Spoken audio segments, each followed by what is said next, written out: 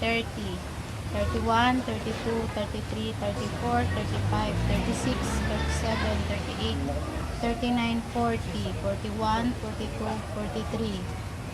1, 2, 3, 4, 53. Ito yung kabuuan, ma'am. 43,453. Okay. Tay, okay ka lang? Opo. Nagpalit ka na ng citizen mo? Naging black. Nag-iiba yung kulay natin, tay. Nagiging negro na po eh. Ah, negro. Wala yan. Sabi ni doktor, galing din ako doon, part ng iniinom nating gamot. Pero in your own time, sa nararamdaman mo, kumusta pakiramdam mo ngayon? Okay na po. Okay na, salamat sa Panginoon. Yung appetite, malakas ka na kumain. Opo. Palalakasin pa natin yan, tay.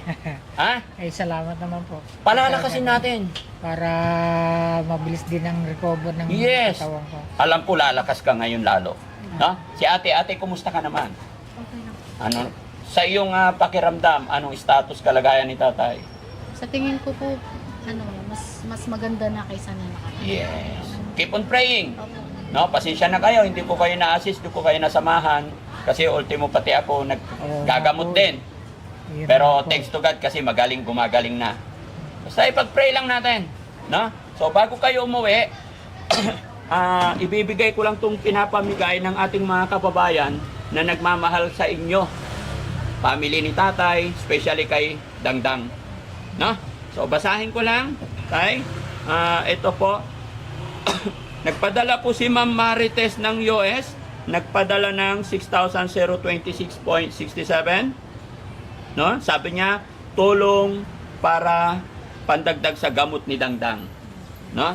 At saka kay Macaronis Girl, ayan, nagpadala po siya ng 4,549.25. And then, si Ma'am Divina Brown, nagpadala rin ng 11,878 para kay Tatay Rudolph.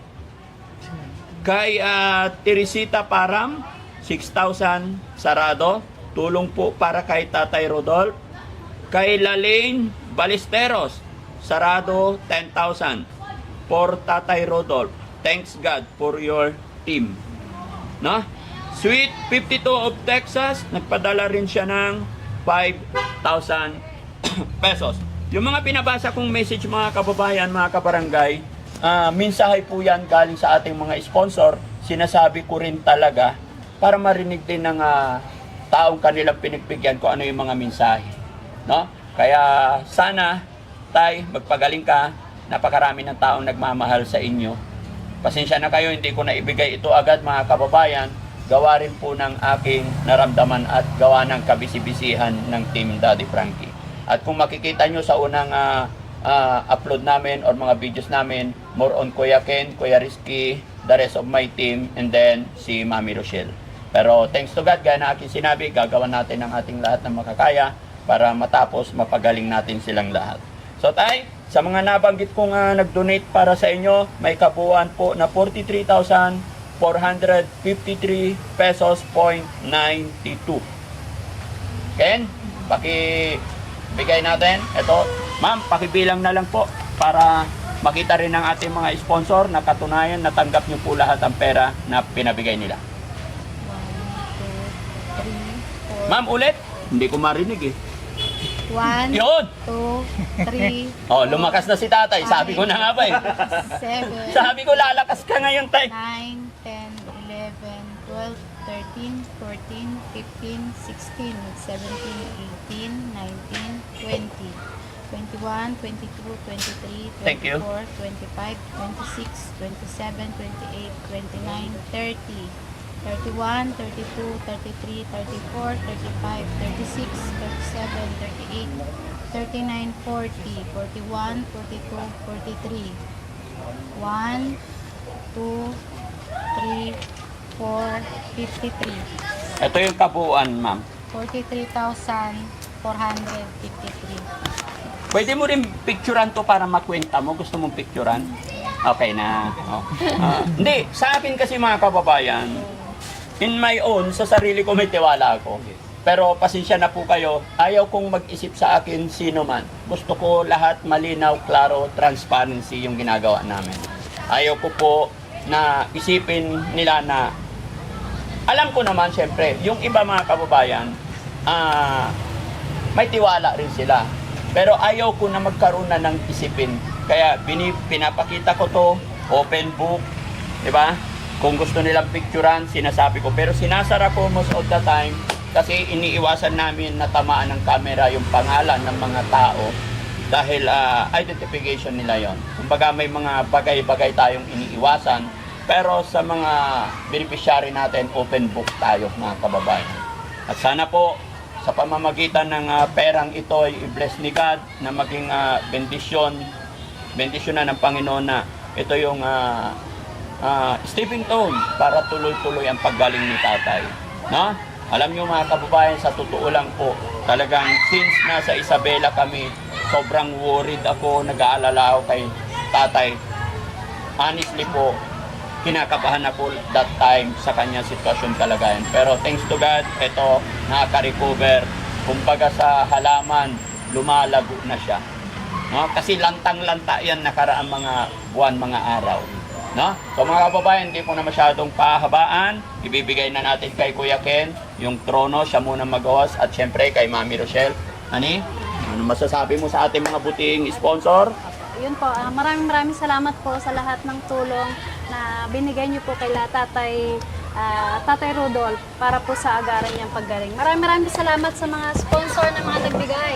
Kay Ma'am Sweet 52 of Texas, yan. Kay Ma'am Teresita Parang, kay Ma'am Lalaine Ballesteros, yan kay Macaronis Girl, and Ma'am Marites ng US. Yun. Maraming salamat. Divina Brown. Ayan, saka si Ma'am Divina Brown. Yan. Maraming salamat po talaga sa walang sawang pagmamahal niyo po sa lahat ng mga beneficiary ng Team Daddy Frankie. Wala po kami anuhan ng papasalamat po sa inyo. Bahala na po ang God ang magbabalik po sa inyo ng mga biyaya. Maraming salamat po talaga. Kuya Ken? So yun mga kababayan, mga kabarangay, maraming salamat po sa lahat ng sumuporta, sa lahat po ng sponsors, at sa lahat po ng viewers ni Daddy Frankie. Lagi nga pong sinasabi ni Daddy Frankie na hindi po namin magagawa ang mga bagay na to kung hindi po dahil sa inyong lahat. Sa inyong pag-share ng mga videos, sa panonood at pagre-react. Malaking bagay po yon at isa po kayo sa nakakatulong sa ating mga beneficiary. Yan lamang po, maraming salamat po. Muli po, maraming salamat sa mga hero, sa mga bida natin sa araw na ito. Mabuhay po tayong lahat and God bless. Ingat kayo sa biyahe. Didiretso sila ngayon mga kababayan sa Pangasinan. At maiiwan po muna dito si Ate Nida at saka yung beneficiary natin na inilapit ni Boy Sar. Video natin nung kay Ate Damdam. Sobrang masaya ang viewers ng buong community ng Team Daddy Frankie kasi nakita nila yung sacrifices nyo mag-asawa. Yung suporta. Kasi hindi ganun kadali yun di ba? Alam natin, syempre, hindi natin kayang pabayaan yung mga magulang natin. Pero between husband and wife, sobrang laki ng sakripisyo na maghihiwalay sila for the first time. So, dahil na merong nangyari sa tatay at sa kapatid ni Ate Lindy. Andun din yung point na parang pinapili eh. Parang sino ganun, bang parang pinapili. Sino bang mas mahal? Di ba? Ako always. Sakit sa dibdib. So, yun tay, ano yun mo lang, yung pagtsatsaga ng mga anak mo, pagyamanin mo. Yes. Di ba? Ilagay mo lang sa puso mo na bilang ikaw ang nagsasacrifice dahil dun sa gamot, pati lahat sila. Lahat sila. Lahat po kami. Lahat sila. Kaya nga laki pa salamat ko sa mga anak ko. Pag sinusupport Oo, kasi mahal na mahal kayo. Kasi po, namatay po nanay ko. Ang hirap. Hindi ko po talaga naalagaan. Anong nawala si nanay? Kasi Kasi hindi po talaga ako makauwi kasi may baby po talaga ako. at that time. And then, Ngayon po, na pwede ko naman nang dalhin doon yung mga anak ko. Pwede ko na siyang alagaan. Kaya bumabawi kayo kay tatay. Bumabawi ko talaga ako kay mami. Ramdam ko yung sobrang diba? Ang hirap eh.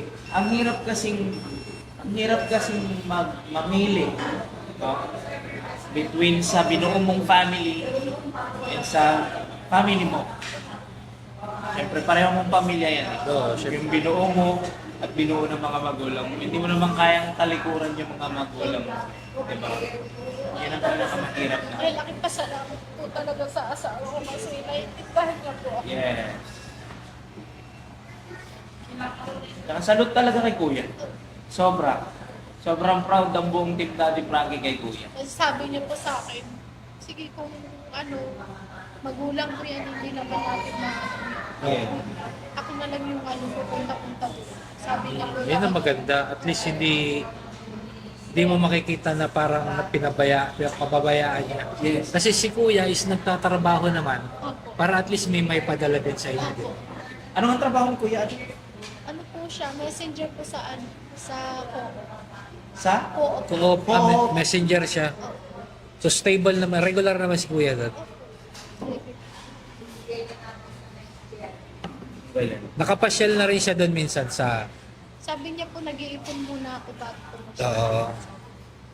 Kaya, syempre pagka pumasyal doon, dapat meron siya. Oo, syempre meron, may panggastos. Pero before, nakapunta na siya talaga ng Pangasinan. Apo.